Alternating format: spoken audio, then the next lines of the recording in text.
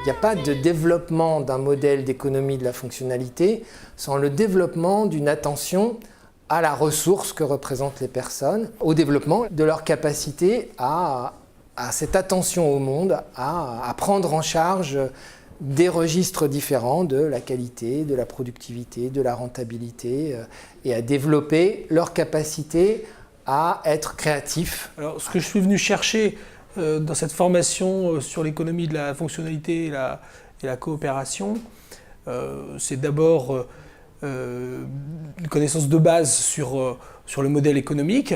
Ensuite, il y a l'approfondissement sur la question du travail, de l'ergonomie.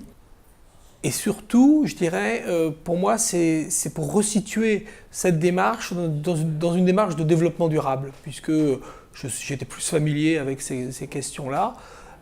Et donc, l'économie de la fonctionnalité et de la coopération me semblait pouvoir contribuer aux objectifs de transition écologique, économique. L'objectif en venant à ce séminaire de 2 jours, c'était un petit peu d'explorer déjà peut-être plus globalement ce qu'était en fait l'économie de la fonctionnalité, parce que en ayant pas entendu parler, ça permet de donner quelques repères, mais là finalement ça nous permet d'avoir une vision un peu plus précise de ce que c'est, de ce qui se joue et de ce que ça mobilise. Et en ce qui me concerne, en lien avec mon travail au quotidien, je suis notamment intéressé par les questions de l'approche servicielle et de comment et en quoi ça peut interroger mon management. Cette formation, elle propose une initiation au modèle de l'économie de la fonctionnalité et de la coopération. Ce modèle, il a été construit pour répondre à une insuffisance qu'on voit aujourd'hui dans la capacité à penser les transformations de l'activité. Parce qu'on a aujourd'hui en tête toujours un mode de pensée qui est hérité de la période industrielle.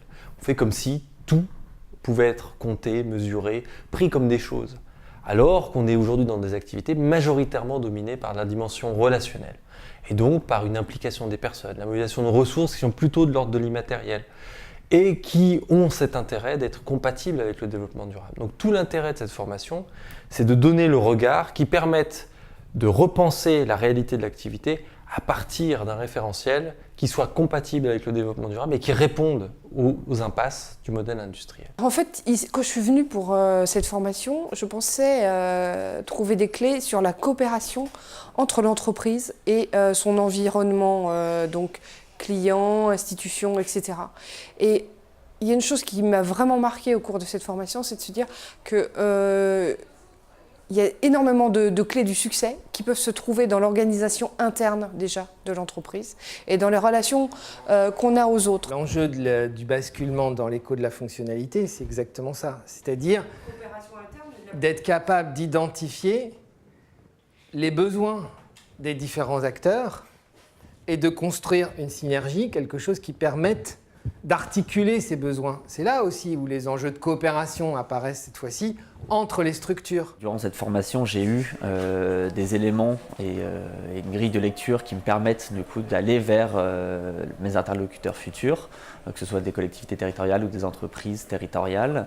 Effectivement, déjà sur le discours, sur la différence aussi entre, par exemple, en tant qu'intervenant, en intervenant en économie de la fonctionnalité ou en intervenant dans d'autres modèles économiques, effectivement la posture de l'intervenant qui est différent, du coup la recherche aussi entre guillemets de la rentabilité qui du coup n'est plus la même, qui est complètement retravaillée à travers la notion notamment du travail, de la subjectivité. J'ai l'habitude de traiter l'économie de la fonctionnalité et de la coopération un peu sur les concepts ou sur ce que ça a pu produire au sein d'entreprises en particulier, mais sans avoir vraiment eu affaire à toute la question qui est de comment ça parle aux gens finalement, qu'est-ce que ça leur fait de voir les choses avec le prisme, on va dire, de l'économie de la fonctionnalité et de la coopération. Et justement, de ce point de vue-là, c'était hyper enrichissant d'être dans justement le groupe et d'essayer de voir un petit peu comment ça faisait travailler les gens, comment ça faisait réfléchir les gens, comment ça faisait écho aussi à leur situation de travail, à ce qu'ils essayent de faire aussi à travers leur travail. Et en fait, du coup, ça permet de mieux comprendre ce que c'est que l'économie de la fonctionnalité et de la coopération. Ce module d'initiation, nous l'avons finalement construit avec 3 grands objectifs. Donc le premier objectif, c'est de proposer des cas concrets d'entreprises qui sont accompagnés aujourd'hui dans des trajectoires vers l'économie de la fonctionnalité et de la coopération.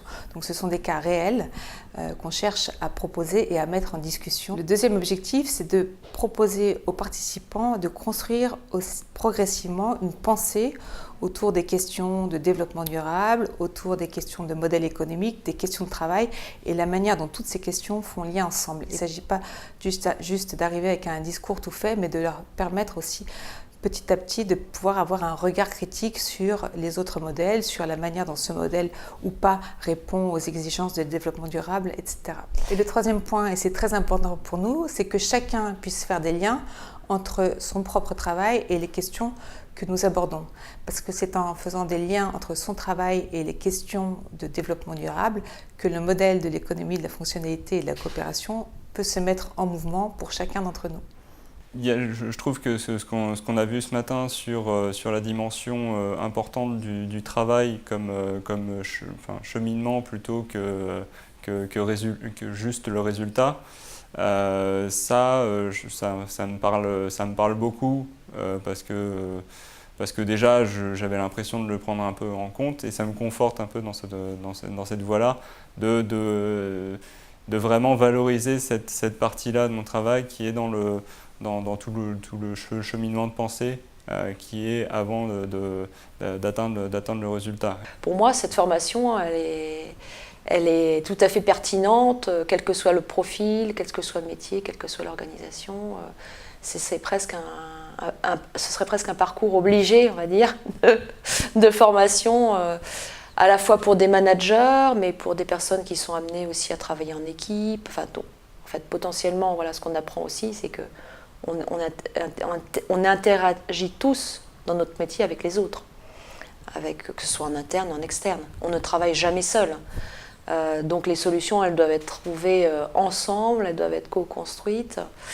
Et je dirais même, il faudrait intégrer ça dans les parcours de formation, pas seulement en entreprise, mais de formation d'enseignement, quoi.